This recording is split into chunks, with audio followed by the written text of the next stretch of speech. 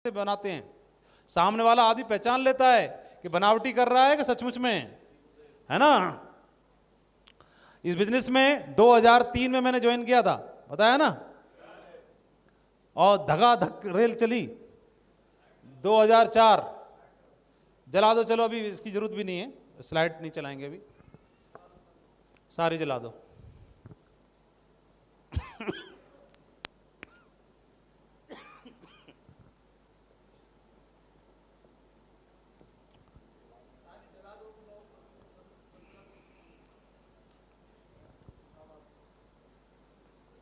अभी दिख रहा है? 2003 में शुरू किया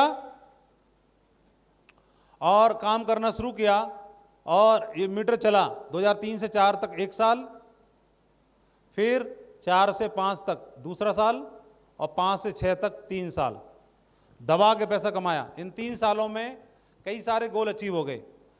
कई सारे गोल का मतलब कार का गोल होता है आदमी का, वो पूरा हो गया। विदेश यात्रा का गोल होता है, वो पूरा हो गया। टारगेट जितने का गोल होता है वो पूरा हो गया। और जितना पैसा कमाया उससे जो कुछ भी आप ना करोगे वो सारे गोल पूरे होने लगे। 2007 में मीटर डाउन होना शुरू हो गया, 2006 से ही, है ना। यहाँ से 2006 में बिजनेस डाउन होना शुरू हो गया, और 2006 से बिजनेस डाउन होना शुरू हुआ तो यहाँ पर मेरी इनकम जो थी 1 लाख रुपए पर मंथ आती थी। 1 लाख रुपए महीने कमाता था मैं टोपाज एमराल्ड पे। 2007 में मैं एमराल्ड था, 2008 में मैं रूबी था, और 2009 में मैं डायमंड था, है ना, ऐसे था। और ये पर्ल था मैं 5 में, 4 में गोल्ड था, और 3 में सिल्वर था, ऐसे था। ऐसे करके अचीवमेंट थे। और इस लेवल पे जब काम कर रहा था तो काम करते हुए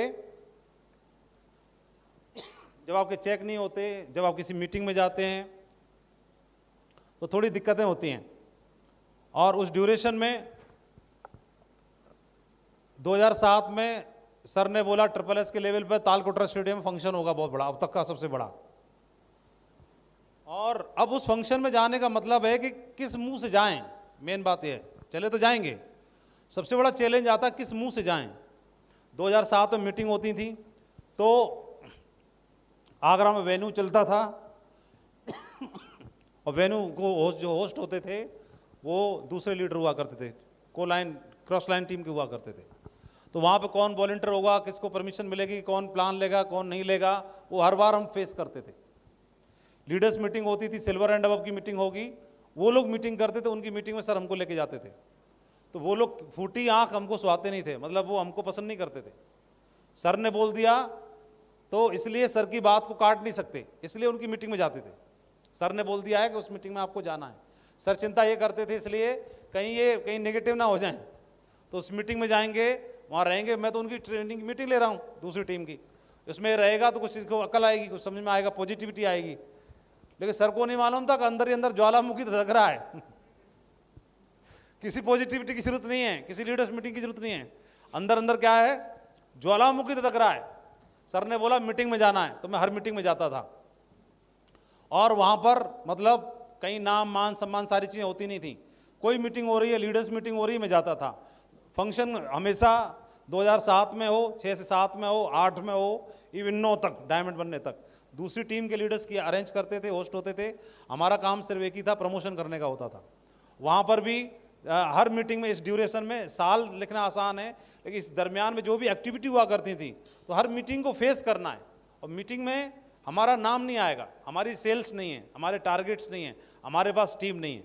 तो उस ड्यूरेशन में जब आपके चेक नहीं होते, बिजनेस गिरा हुआ होता है, उस ड्यूरेशन में आदमी सेंटर लेवल की मीटिंग्स को, दूसरी टीम के लीडर्स को फेस नहीं कर पाता, और उसको लगता है मैं किस मुंह से वहाँ पे जाऊँ, है ना। एक सबसे बड़ा चैलेंज होता है। लेकिन मेरे साथ एक ही बात थी, मेरे पास में जो मुंह था मैं उसी मुंह को लेकर पहुँच जाया करता था, हर मीटिंग में पहुँचता था, कोई मीटिंग मैंने मिस नहीं की। और हालांकि ऐसे लगता था कि दूसरी टीम है तो वो अपने हिसाब से बिहेव करेगी, लेकिन मैं हर मीटिंग में जाता था। इवन 2007 में इसी ड्यूरेशन में सर ने बोला कि माधव जी अब आपको इधर काम होना शुरू हो गया है। यहाँ से 2007 में हमने एक फंक्शन अटेंड किया, और जैसलमेर ट्रिप पे गए, वहाँ से मोटिवेशन मिला। तो जसवीर जी ने फिर काम करने के लिए बोला ठीक है मैं घर छोड़ने तैयार हूँ। उधर सत्येंद्र प्रसाद जी ने बोला कि मैं घर छोड़ने के लिए तैयार हूँ। तो ये लोग 8 में चले गए थे आप, तो 8 में तकरीबन हमारे लीडर्स जो हैं 8-10 जगह पे शिफ्ट हो गए, अलग अलग जगह काम करना शुरू कर दिया। सर ने बोला कि माधव जी अभी आपको क्या करना है कि आपको भी अभी कहीं शिफ्ट होना है। मेरे को भी बोला आपको शिफ्ट होना है। तो मैं बोला ठीक है, बिजनेस की सिचुएशन आप प्लान को सब बताई जाती है। सिचुएशन देखने के बाद में उन्होंने बोला कि दिल्ली में एक बंदा है, इसके साथ में आप काम करने के लिए आप दिल्ली शिफ्ट हो जाओ। तो दिल्ली में कंपनी में भी प्लान चलेगा तो आप शिफ्ट हो जाओ दिल्ली में। सर ने बोला कि ज़्यादा खर्चा नहीं होना चाहिए, एक बंदा एक काम करो एक रूम ले लो। तो मैं दिल्ली में शिफ्ट हो गया। दिल्ली में रूम ऐसी जगह पे, मैं अभी क्या बताऊं मैं आपको, और उसमें भी किराया कम लगे इसके लिए ऐसा रूम पार्टनर ढूंढना पड़ा, है ना। तो एक बंदा था जो फैक्ट्री में नौकरी किया करता था, तो आधा किराया वो देता था, 6,000 रुपये में रूम मिला, 3,000 रुपये वो शेयर करता था और 3,000 रुपये मैं शेयर करता था उसके साथ में।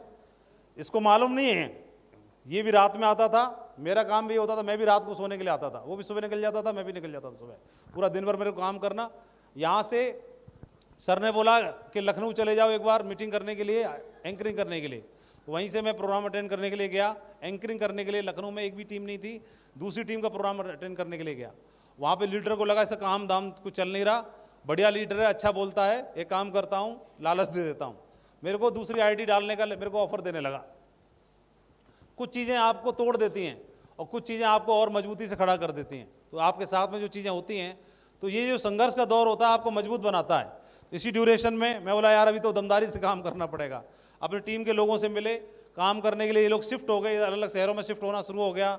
मैं खुद दिल्ली में जाकर के, दिल्ली में ऑफिस में बेसमेंट हॉल था, वहाँ पर जाकर के सभी टीम जितनी लोकल हुआ करती थी उसको इकट्ठा करके प्लान और ट्रेनिंग मीटिंग वगैरह चलाना शुरू कर दिया, वहाँ पर टीम खड़ा करना शुरू कर दिया।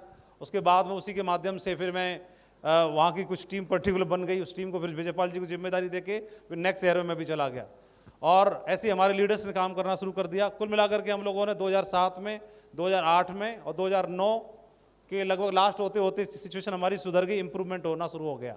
तो यहाँ से चैलेंज हुआ करीब करीब 3 साल का, यहाँ से 1 साल, यहाँ से 2 साल और ये 3 साल।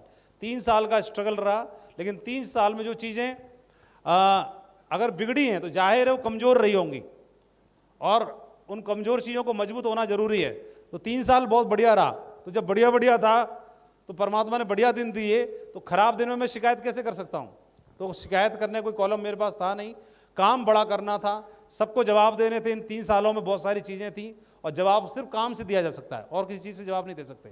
तो सबको बेस्ट परफॉर्मर बनने का, टीम को आगे लेके जाने का, बड़े अवार्ड रिवार्ड टीम में लाने का, सारी चीज़ें करने के लिए 2009 तक आते आते सबसे पहले हम लोग डायमंड बने।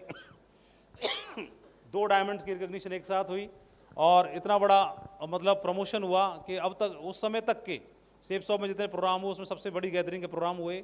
और उसके बाद 2009 के बाद जैसे ही 2010 का आगमन हुआ, हमारी टीम का और हमारा सबका टेक ऑफ ऐसे करके होना शुरू हो गया। उसके बाद में कभी जरूरत नहीं पड़ी, सारी चीज़ें ऊपर ऊपर ऊपर होना शुरू हो गई। लेकिन इन चीज़ों को लाने से सिर्फ बोलने से होना था, या हमारी टीम वर्क में जितने भी लीडर्स थे सारे लोग एक साथ यूनाइटेड होकर काम करना शुरू कर दिया, सभी ने जिम्मेदारी ले लिया। और पैसा है, नाम है नहीं है, रुतबा है नहीं है, आपके अच्छे सेल्स हैं नहीं है, लेकिन उस ड्यूरेशन में टीम वर्क में काम किया, और सिंगल माइंड अप्रोच पे ग्रेवाल सर को हमने सेनापति बना के रखा।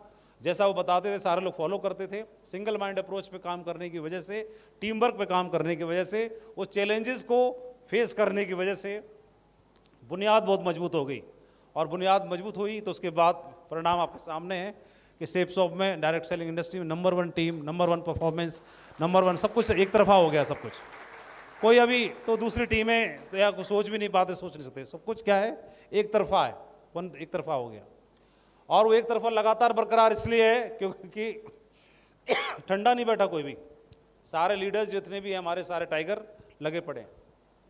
आपके साथ भी बहुत बड़ा एम्पायर खड़ा हो सकता है। गलतियां करते हैं लेकिन सीखते हैं, वो गलती दोबारा नहीं होनी चाहिए। आपको लगातार चीज़ें सिखाई जा रही हैं, बताई जा रही हैं। अंपायर बहुत बड़ा बन सकता है। इस चीज़ में एडवेंचर भी आपको फील होगा, आपके जीवन में बहुत सारे अचीवमेंट बनेंगे, बहुत सारे अनुभव आपके बनेंगे। आपको जब भी फेलियरशिप मिलती है, कोई दिक्कत आती है, वो आपकी कहानी बनती है। जसवीर जी ने जैसा बताया, स्टोरी बनती है। तो आपके पास मौका है अचीवमेंट्स बनाने का, पैसे से भी आप समृद्ध तो होंगे, लेकिन बहुत सारी ऐसी चीज़ें भी आपको बनेंगी जिसकी वजह से आप समृद्ध बनेंगे। अगर ये फेस आपकी लाइफ में नहीं आएंगे और कल को आप क्राउन एम्बेसडर बन गए, कल को आप मरकरी बन गए, डायमंड बन गए, तो आपकी टीम को ट्रेन करने के लिए आपको बुलाया जाएगा, बुलाया जाएगा ना। आपकी टीम बनेगी ना बड़ी, उसको क्या बताएंगे? आपके पास अनुभव ही नहीं होगा गिर के उठने का। गिरने में कोई प्रॉब्लम नहीं है, गिर सकता है कोई भी, है ना, चलते चलते गिर जाने में कोई दिक्कत नहीं है, लेकिन गिरने के बाद फिर उठ के नहीं खड़े हो रहे, उसमें दिक्कत है ना। तो वो अनुभव कैसे होगा? तो फेलियर अगर किसी को आ रही है, 1 लाख का चैलेंज किसी को आ रहा है, इसमें कोई प्रॉब्लम नहीं है, ये पार्ट है, बिजनेस का पार्ट है, और इसको अगर ओवरकम करते हो तो ये आपकी स्टोरी बनेगी। तब आप मरकरी बनोगे, क्राउन बनोगे, क्राउन एम्बेसडर बनोगे। कल को आपको लीडरशिप डेवलपमेंट प्रोग्राम करना रहेगा, आपकी टीम के 200 सिल्वर और 200 गोल्ड बैठे होंगे, उनको क्या बताओगे? आपको क्या ब्रायन ट्रेसी की किताब सुनाओगे स्लाइड, रॉबर्ट टी कियोस्की की स्लाइड दिखाओगे? किसी के कियोस्की की स्लाइड दिखाने की आवश्यकता नहीं है। आपकी जर्नी यहाँ से लेके यहाँ तक की जर्नी की पॉइंट आप शेयर करते हो, काम तमाम पूरा हो जाएगा। इस चीज़ को रियल एजुकेशन को बताना है। तो उस फेज से आपने 2-4 हो गए, जो लोग आए और इस बिजनेस से क्विट कर गए, आपको क्या लगता है किस कारण से क्विट किए होंगे? सबसे बड़ा, भयंकर से भयंकर बड़ा कारण क्या रहा होगा जो इस बिजनेस से क्विट कर गए? बड़े से बड़ा कारण क्या रहा हुआ होगा? जो इस बिजनेस से चले गए, क्विट कर गए, डायमंड नहीं बने, इस बिजनेस में आए थे लेकिन चले गए, सेफ सब छोड़ के चले गए। सेफ सब तो आज भी बरकरार है, 23 साल से बरकरार है, टाइम पे पैसा देती है, टाइम पे प्रोडक्ट देती है, सब चीजें बढ़िया हैं, वो तो बरकरार है हिमालय पर्वत की तरह। लेकिन जो लोग इस बिजनेस से छोड़ के चले गए सेफ सब से, उनके साथ क्या हादसा हुआ होगा, क्या बड़े से बड़ा कारण हुआ होगा? लोगों ने ना बोला होगा, फेलियर मिली होगी, पैसे की दिक्कत आई होगी, 1 लाख का चक्कर पड़ गया होगा, यही तो हुआ होगा। और बड़ा क्या हुआ होगा?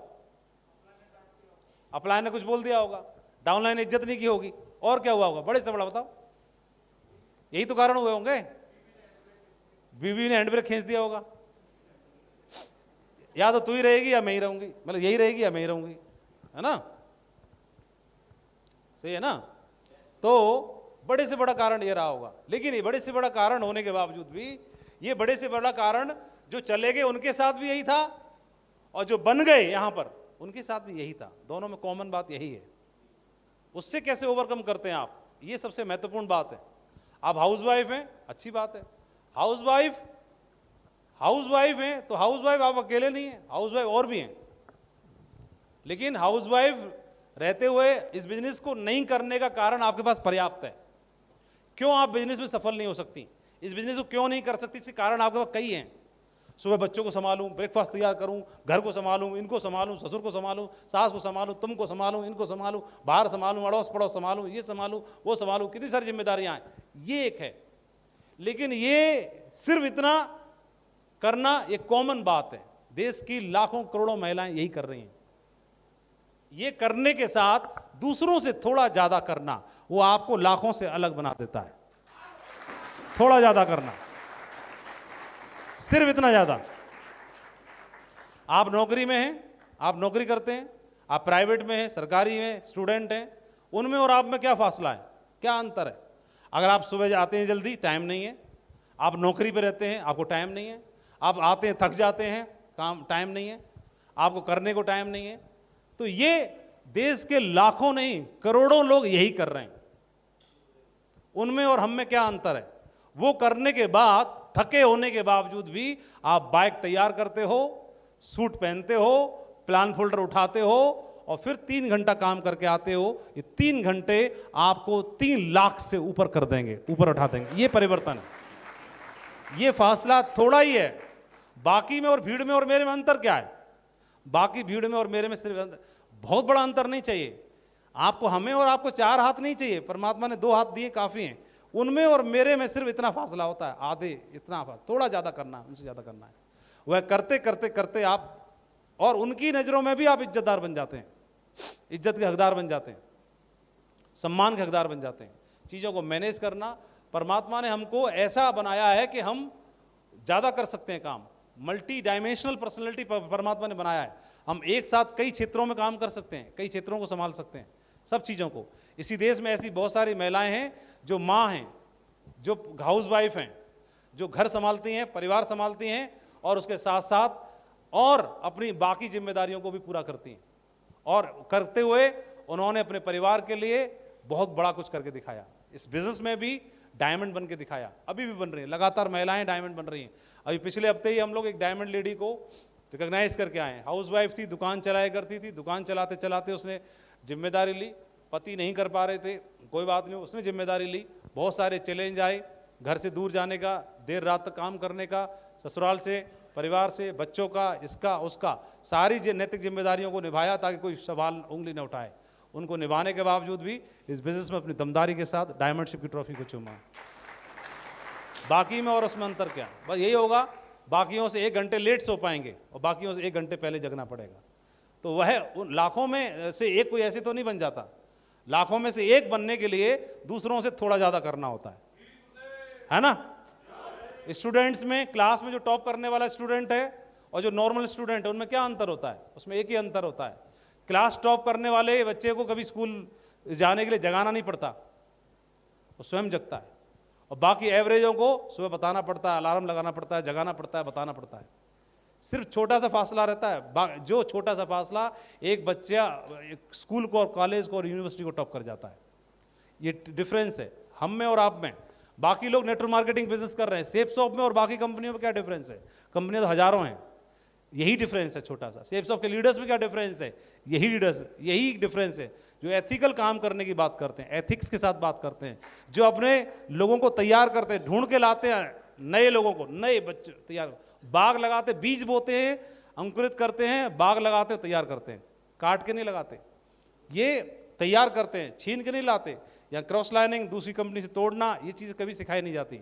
हम तो ये मानते हैं जो हमारे यहाँ से एक बार गया वो बेकार हो गया, हमारे यहाँ के लायक बचा ही नहीं, वो बेकार ही हो गया। ये चीज़ें क्यों बनाना जानता है, जो बनाना जानता है, मधुमक्खी के छत्ते को कोई तोड़ लेगा तो मधुमक्खी को फिर बनाना आता है। ये बिजनेस में यही सीखना है हमने। ये बिजनेस बहुत बड़ा अंपायर खड़ा कर सकता है, लोगों की कोई कमी नहीं है, जहां देखोगे लोग ही लोग हैं, और लोगों की कमी नहीं है, इसके साथ साथ में लीडर्स की भी कमी नहीं है। आपको क्या लगता है इस हिंदुस्तान में या इस पॉपुलेशन में क्या जो हम मानते हैं हमारे जैसा लीडर क्या एक ही है? नहीं, हजारों लाखों लीडर्स हैं, उन तक पहुंचने की आवश्यकता है। और एक्सपर्ट्स बोलते हैं नेटवर्क मार्केटिंग इंडस्ट्री के कि जो व्यक्ति सबसे बड़ा चेक बनाएगा नेटवर्क मार्केटिंग बिजनेस में, जो व्यक्ति इतिहास बनाएगा, उसने तो अभी ज्वाइन ही नहीं किया है, साइन अप ही नहीं किया अभी तक, तो वो अभी भी बाकी है, उस तक पहुंचना बाकी है। उन लोगों तक पहुंचेंगे, वो हमारे बिजनेस में आएंगे, बिजनेस में उछाल आएगा, बहुत बड़ा परिवर्तन आ सकता है। तो मैं आपको बहुत शुभकामनाएं देता हूं आज के सेशन के लिए। आप लोग बहुत ही अच्छे लोग हैं, इतने ध्यान से सारी चीज़ों को आपने देखा, ध्यान से सुना, सारी चीज़ों को समझने की कोशिश की और बहुत सारी चीज़ें आपके साथ में हमने शेयर की। अभी सेशन को यहीं पे कंक्लूड करते हैं।